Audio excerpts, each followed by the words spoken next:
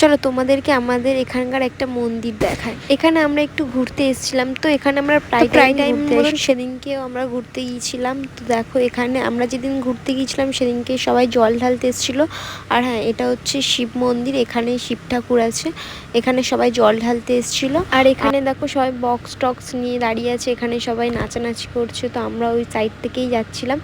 আর এই মন্দিরটা সত্যি অনেকই সুন্দর আর অনেক শান্তির একটা জায়গা। এখানে আসলে সব কিছু ভুলে থাকা যায় আর অনেক শান্তি লাগে আর কি। তো তার জন্য আমরা ওখানে গিয়েছিলাম, আর ওখানে আমরা প্রায় টাইমই যাই। তো আর ভিডিও করা হয় না, তো আজকে ভাবলাম গিয়েছি তো আজকের ভিডিওটা করলাম। আর এই ভিডিওটা অনেক দিনের ভিডিও, আমি পোস্ট করতে ভুলে গেছিলাম, তো পোস্ট করিনি, আমার গ্যালারিতেই ছিল। তো ভাবলাম আজকেরই পোস্ট করে দিই আর তোমাদের সাথে শেয়ার করি এই মন্দিরটা। তো দেখো মন্দিরটা কত সুন্দর, আমরা ঢুকছি এখন ভেতরে।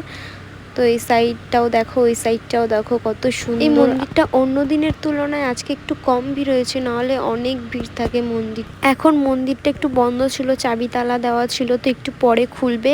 ওখানে শিবলিঙ্গ আছে, ওখানেই সবাই জল ঢালবে। তো টাটা।